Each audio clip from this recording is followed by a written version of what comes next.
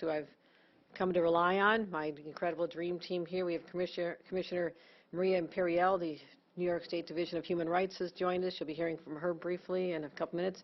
Also, Commissioner Jackie Bray, Division of Homeland Security and Emergency Services. It is really nice not to see you in a winter coat with boots on. We were embedded for 5 straight days. The same with Acting Superintendent Steve Nigarelli from the State Police. Thank you for your work in so many areas, and we'll be talking about one that's particularly important today, as well as our Senator Anna Kaplan, and I thank her for her leadership in the legislature and sponsoring some important legislation that we'll be talking about today. I really wish we didn't have to be here today. It's heartbreaking to know that there are acts of violence and hatred that exist throughout our country and within our own city and our own state. Once again, we're having to respond to the presence of hate. And on Saturday morning, with assistance from our state police social media monitoring investigators, and I want to thank them. This is a group of individuals that I felt, particularly in the aftermath of the Buffalo shooting, that there's information that's being telegraphed on social media.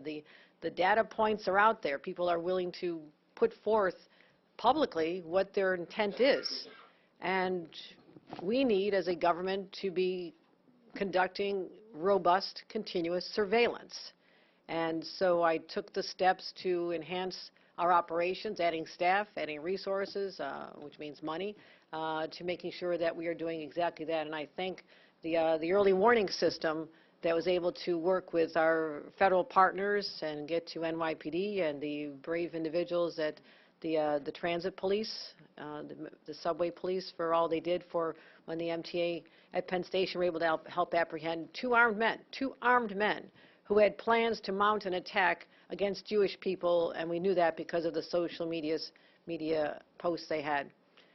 And then on Saturday night, Colorado Springs, hours before the Transgender Day of Remembrance, I'm sure that's not a coincidence, an armed individual with, again, a heart overflowing with hatred and a gun in his hand took the lives of 5 people and injured 25 others at Club Q, the only LGBTQ gathering place and nightclub in this particular city. These 2 incidences are painful reminders that there is a rising tide of hate in our country. And you don't have to go back that far in history. We're not saying you have to go back to the 50s or 60s to talk about what hate looks like. Go back to Charleston in 2015. Go back to Tree of Life in 2018.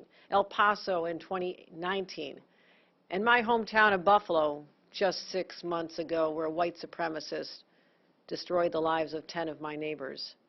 But almost as insidious, many communities in New York, particularly here in New York City, are experiencing the day-to-day instances of harassment and abuse, all because of their diversity. You know, a brick thrown at the window of an LGBTQ bar in Manhattan this weekend. Members of the Sikh community attacked in Queens. The rise in Asian hate across the city and state over the last couple of years, where we have white supremacists, right-wing extremists, and domestic terrorists trying to stoke fear in the hearts of New Yorkers. They want us to think twice about our safety before we worship, before we get on a subway, before we go dancing with our friends. But we know here in New York, it is this very diversity that has made us vulnerable to these attacks. But this is what has made us the most fascinating place on this planet. It's what separates us from the rest. It's more than something that just we celebrate. It defines us. And yet, these recent frightening attacks compromise that very sense of security that every single New Yorker is entitled to as a birthright. So it's not only the news-catching mass shootings, of which there were 600 nationwide already this year, involving guns, and we'll be talking about our efforts on guns in a subsequent event, which is forthcoming, because we've done a lot on dealing with guns in our state. But it's also the individual physical assaults, the verbal harassment, and these are the hate crimes that seem to be ever escalating. So I want to be clear that many of these attacks start out as seeds of hatred planted on social media. We've seen it over and over and over again. And they're planted by people in positions of power and authority. And this extremism has real-life consequences because they perpetuate harmful stereotypes and they spew hateful rhetoric. And these words reverberate in social media chambers, and people latch on to this. They normalize perspectives that should be otherwise viewed as abhorrent and dangerous.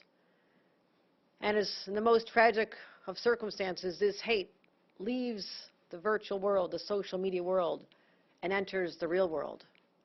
And that's when innocent people are harmed. It's not just anecdotal. Last year was the deadliest year on record for trans people. The Human Rights Campaign reported 44 violent deaths of transgender and non-binary people. Also, the Anti-Defamation League counted 2,717 anti-Semitic incidents across the country last year. Not over a decade, over the last year. That's a 34% increase from the previous year, which had also been a high number. Highest number since they began tracking in 1979. And according to the ADL, there were over 600 incidents of domestic extremism in 2021, more than half of which were motivated by white supremacy.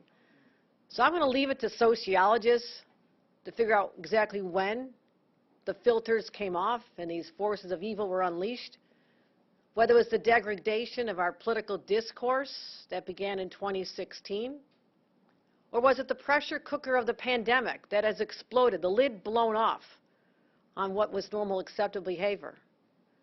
But we can't ignore that there's been a loss of civility and respect of individuals, and that has been the collateral damage. And these possible sources cannot be accepted as excuses, but here we are. We have the power as individuals, as a government, as society, to pull back and say no more. And never forget that this is our city, this is our state, and today we reclaim both from the haters, the bigots, the white supremacists. It starts right here, right now.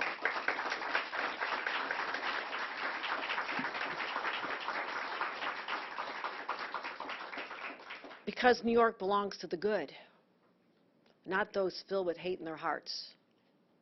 We may not be able to stop them from themselves, but we can stop them from harming others. And that is our imperative. We must protect that diversity and protect individuals against acts of hate and bigotry. Because no Asian woman of any age coming home from work should ever worry about where she stands on a subway platform. No young Jewish boy should ever have to look over his shoulder as he's walking to a yeshiva. No trans man or woman should ever have to fear for their safety or their life walking down their street or when they're in that safe space that they deserve. And no black New Yorker should ever fear going into a grocery store because of the color of their skin and becoming a target. No Latino man or woman should ever fear stepping foot inside a Walmart or a school, as happened in Texas. So, here's the question for all of us. What kind of New York do you want to be? How do we want to be known going forth this day forward? Today we're here to talk about what we're doing in state government to protect New Yorkers and go after individuals who want to do us harm. But in my opinion, this is also a call to New Yorkers. This is a call to all New Yorkers. Stand up and look out for each other. Stand up and look out for each other. You're seeing things, you're hearing things, you know things. Protect people even if they're in trouble, if they're a stranger, because here's the bottom line. This is somebody's mother. This is somebody's father. This is somebody that could be a member of your family, and wouldn't you want them to step up like the brave individual did at that nightclub, standing up and putting his life on the line? I'm not saying New Yorkers need to do that. But having that veteran step up and show us what raw, pure courage is all about is exhilarating in the knowledge that there are people out there like that who, in the circumstances they could never foresee in their wildest dream, stand up and do what's right. All of us have that capability in our hearts and in our souls. And I'm calling on all of us to draw upon that, to let people know there's more of us than there are of them, far more of us than there are of them. And this is our defining moment, New Yorkers, how we deal with the next day going forward. So this is emotional for all of us, for all the groups that represent, the individuals in this room. And I thank all the representatives here from every community, communities that have been under attack for far too long. The Jewish community, the LGBTQ community, black and brown, the Asian, AAPI communities. None of you deserve this. No one deserves this. We all have a God-given right to walk the streets, go where we want to worship, be safe in our homes, our subways, and in our clubs. That is a God-given right as a New Yorker. And we're here to protect that. So here we're putting words into action. This hatred, this violence will not be tolerated, not now, not ever. 6 months ago, after the mass shooting in Buffalo, I issued an executive order dedicating an established unit, a domestic terrorism unit within our intelligence center focused on social media. And again, I talked about this, but this to make sure we have the best in the nation law enforcement surveillance monitoring websites and chat rooms. This is what law enforcement's doing. But ordinary New Yorkers are out there seeing the same thing. I want them to be part of our team. I want others to come with that early warning system when they see this or they hear someone in their school saying something. This is what red flag laws are also all about. We've talked about this for months. We beefed them up. We made sure that people who hear something can take action. I'd much rather be in the business of preventing crimes and preventing acts of hatred than trying to solve them afterward and dealing with people harmed or lives lost. I want to be in the prevention business. We've seen the results of this work. As I mentioned, what happened at Penn Station. Again, my gratitude goes out to our law enforcement, the vigilant people who work hard for us every day. Commend the state police, the MTA. But I'm here to say one thing. Domestic violent extremism is the greatest threat to our homeland security. I don't know if it's been said that bluntly before, so I'm going to say it again. Domestic violent extremism is the greatest threat to homeland security because it eats away at who we are. It normalizes behavior that's unacceptable. And this is when we say no, no more. So terrorism, local terrorism, and these are acts of terrorism, acts of hate crimes on our streets, prevention is our highest priority. Last month, we announced $9 million in Homeland Security grants for bomb squads, tactical teams, infrastructure protection, local government, cybersecurity, and more, and we're going to continue. We directed $10 million in state grants to support county governments. Again, I came out of local government. I know the limitations on local government. I can talk about how great the state is doing, but the localities don't have the training, the experience, the resources, and we're counting on them as being partners with all of us, so we're going to be helping them even more, helping local governments develop domestic terrorism prevention plans. Again, domestic terrorism is not always the mass casualty occurrence. It's not that. What we're witnessing every day is an insidious form of domestic terrorism when people are being assaulted or physically abused or verbally abused because of their identity. That's what I'm talking about here. We also launched the first state-based domestic terrorism prevention unit in our Homeland Security Division because we're going to continue responding to these events. I directed all counties, I mentioned the counties. All counties now have to submit a domestic terrorism prevention plan to our Department of Homeland Security by next month. And we're not just leaving them on their own, we're helping them. We're helping them understand what this is all about. Last Sunday, I asked Superintendent Steve Nigrelli to ramp up our surveillance for communities that are potential targets of crimes. And our counterintelligence unit is conducting outreach to LGBTQ communities in particular all across New York, as well as synagogues, other Jewish community spaces. And the work doesn't stop there. So today, I'm pleased to announce I'm signing 2 pieces of legislation. I thank our leadership in the Assembly, Carl Heastie. I thank Majority Leader Andre Stewart-Cousins and their conferences for the work that they've done. And you'll be hearing from Senator Anna Kaplan, but 2 pieces of legislation that build on our hate crime prevention and education efforts. The first bill requires individuals convicted of hate crimes to undergo mandatory training in hate crime prevention. That was sponsored by Senator Toby Stavisky and Assembly Member Rebecca Seawright. And what this was before, it was optional. Optional. The operative word now is mandatory. No discretion. This training will occur. The second bill establishes a statewide campaign around inclusion, tolerance, and understanding of diversity. Senator Kaplan will be speaking about this, Member Assembly Chuck Levine. And both bills promote educational awareness, which is key, I do believe we talk about this, whether it's the Holocaust education, we want to make sure that people understand that diversity is something uniquely special. It has to be protected. And we all have a responsibility to make sure that those who may be influenced by these forces out there have the knowledge and the understanding through the educational means to understand that this is a path they should not go on. This is what we're trying to do, capture the hearts and minds before people are radicalized on social media and go down a different path. This is how we can work together to keep our communities safe from hate and violence. And again, I want to thank our partners from the legislature for their work on this effort, and we have much more work to do in the next session. I'm also pleased to announce that we'll be convening regional listening sessions led by senior members of my administration. We want to hear from all the communities. We don't pretend to have all the answers. We don't.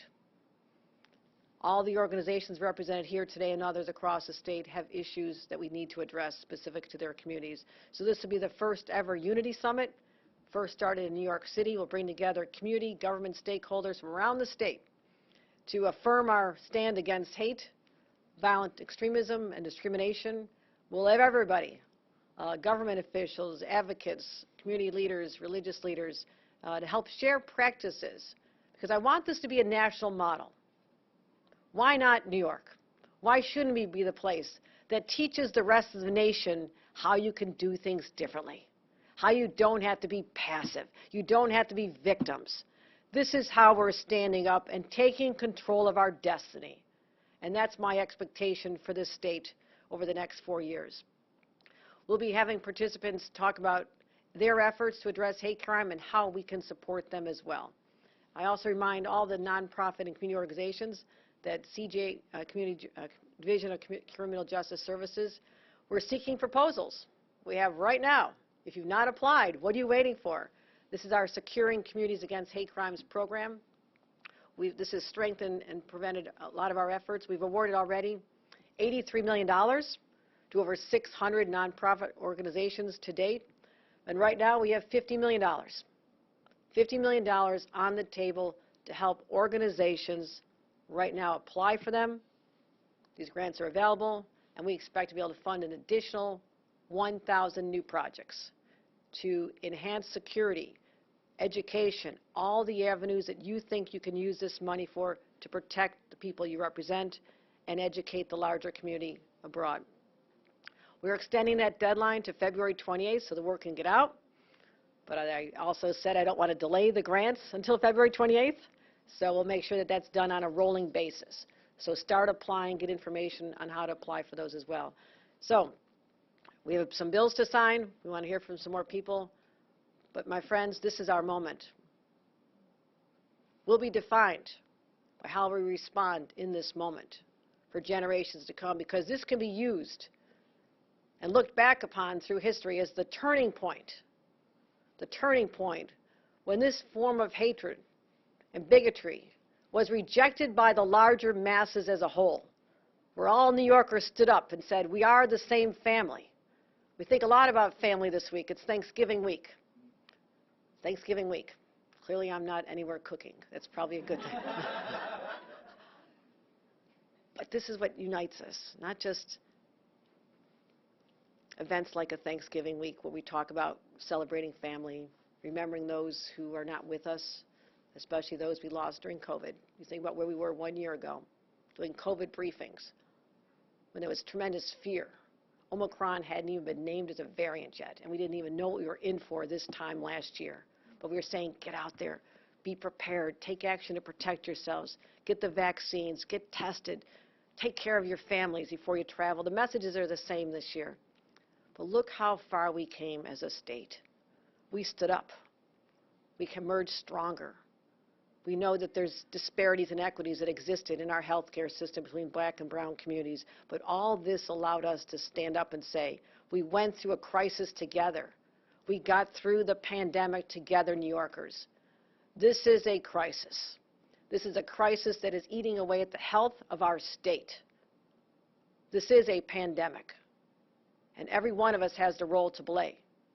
From this day forward, ask yourselves, did I do something to help spread the love that should be part of who we are as New Yorkers? And I do believe, I'm optimistic about this state. I truly am. I believe that there's so many people of goodwill and heart and compassion who are in positions of authority and power, just like the people in this audience and in government. And that's how I'll be defining and judging my administration as well. Did we meet this moment with the strength, the toughness, the resolve that this moment calls for, but also balancing it with the heart and compassion for others? This is our moment. We are one New York. This is our state. The Statue of Liberty is ours. And I want to make sure when people come to this country and look at that harbor, that it continues to mean something. It continues to mean something as it has for generations. So I thank you. We'll go forth with the courage required of this moment. And I'll say one more thing. Anybody raises a hand or causes harm to a single New Yorker, you're picking a fight with 20 million others, starting with your governor. Thank you.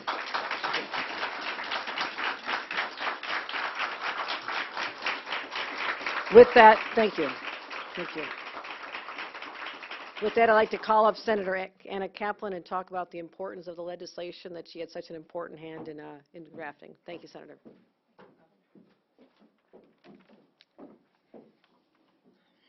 Good morning, everybody. Or is it good afternoon? Almost good afternoon. As the governor said,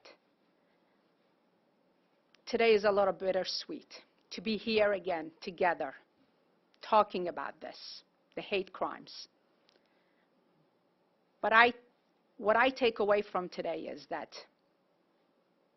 Governor, under your leadership, and so many people here who are leaders themselves, to come together, to understand what's at stake, and to want to work together to find solutions.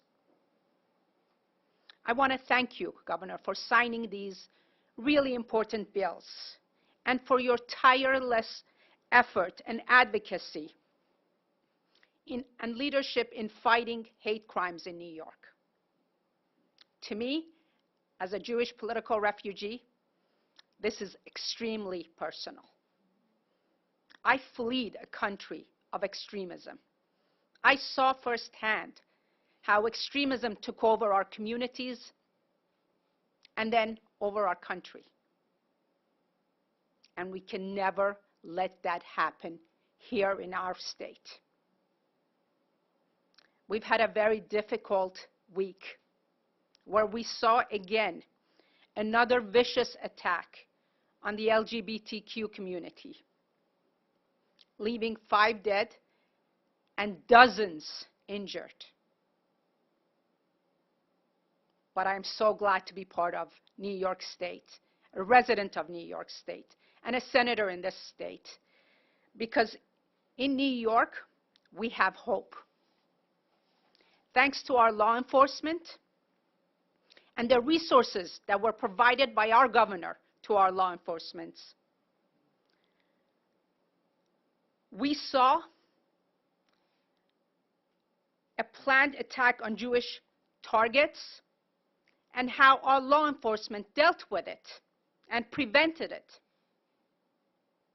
These incidents paint a desperate need for the state of New York to stand with the most vulnerable groups in our community, not only in support, but with concrete steps meant to fight the scourge of hate crimes that are sweeping away our state and our country. Governor, you are right. New York has always been the leader. New York will always lead. And it's up to us to come up with ways to show that hate has no room in our communities and in our state. That our diversity is our strength. Our unity is what will get us through these difficult times.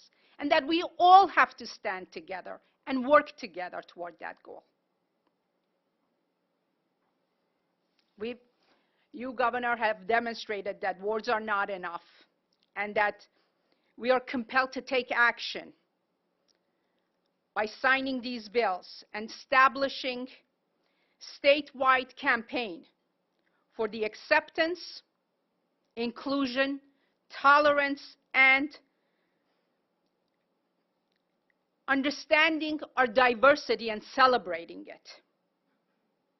To fight hate, we have to have a multi-pronged solution, which will take all of us working together to accomplish.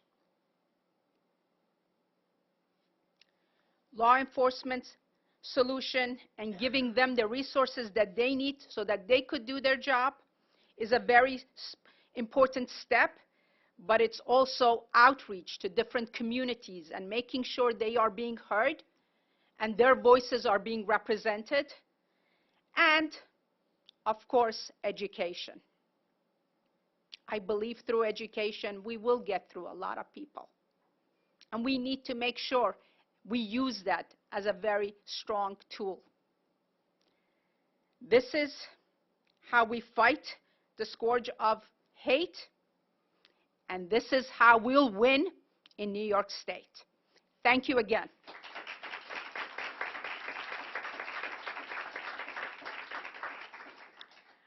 I have the pleasure of introducing our Commissioner, Maria Emperor-Real, to come up and say a few words.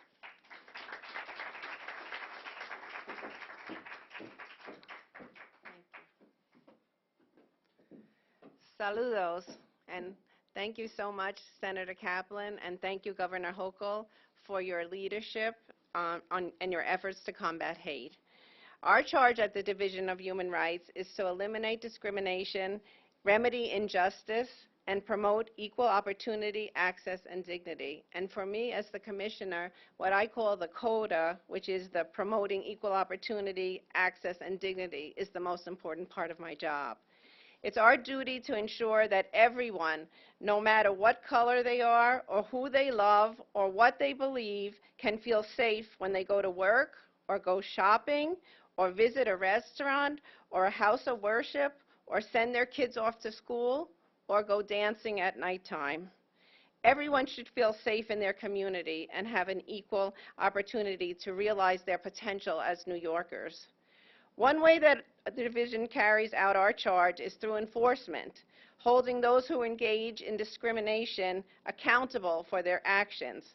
However, to promote the CODA, equal opportunity, access, and dignity, we must do more. We must build stronger, more inclusive communities in our state that embrace diversity through education and outreach. This important legislation directs the division to launch a public awareness campaign to make a better, more inclusive New York a reality. Through building understanding and establishing greater respect for our neighbors, classmates, and colleagues, we can eliminate hate and bias from our Next on Newschannel 13, live at noon, we continue our coverage on the deputy-involved shooting in Saratoga Springs. Now, city leaders are cracking down on safety measures. And today begins the busy time for Thanksgiving travel. The Albany International Airport expecting to see pre-pandemic levels. Hate has no home in New York State. I'm honored to lead this effort on behalf of the governor, and I'm so excited to work with all of you in the room and with our many partners in civil rights to move this campaign forward. So now it's time to sign some bills.